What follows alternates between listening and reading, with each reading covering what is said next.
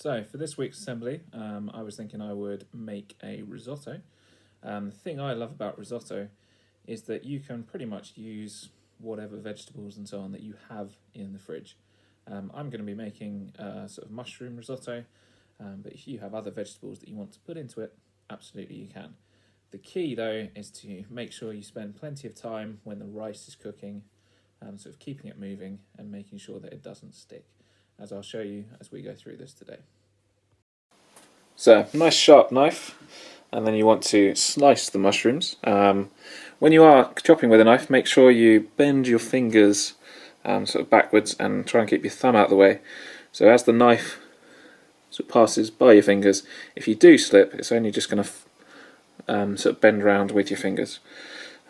So chop the mushrooms. Try and keep the sort of slices fairly even.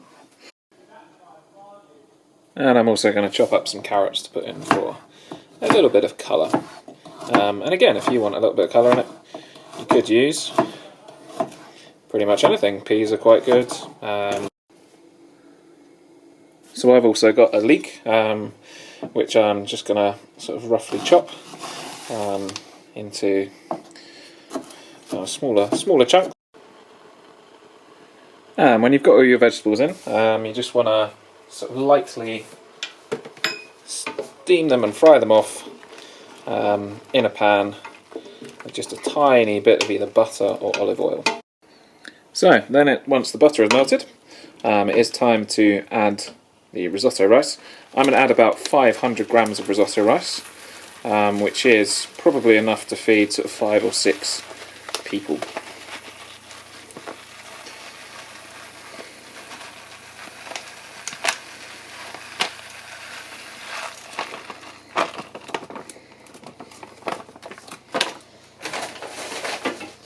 And once you've added the rice, you need to stir it up.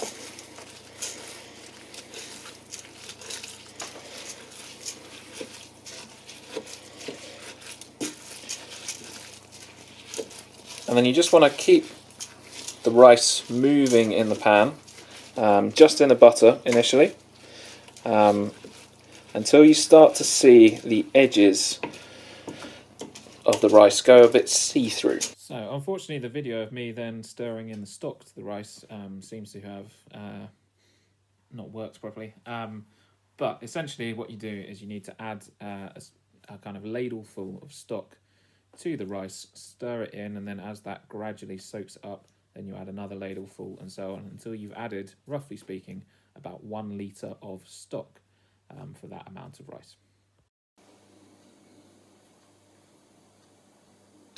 So, when you're ready to serve, quick little bowl. I've just added a little touch of Parmesan to mine. Bowl or a plate, doesn't really matter. Probably a couple of sort of ladlefuls each. And then she's ready to go. It's best to serve this straight away while it is fresh, because that's when the flavour is at its absolute best. So, a lot of you said you were going to try the crumble last week, and indeed some of you did email in some photos. So this is from Adam, who has made some mini ones that he felt he could heat up at another time, and you can see he's got some nice browning on the crumble. This is from Lucy May, so you can see that's the making process of Lucy May's. So she's gone with the blueberries, an apple, and it looks like a little bit of maple syrup in there, and then there it is, ready for them to share. And then the winner of last week's competition, Lizzie, you can see has made a nice crumble and has even gone to the effort of making some custard with it. So well done, Lizzie. I will send out the chocolate bar to you as the winner this week.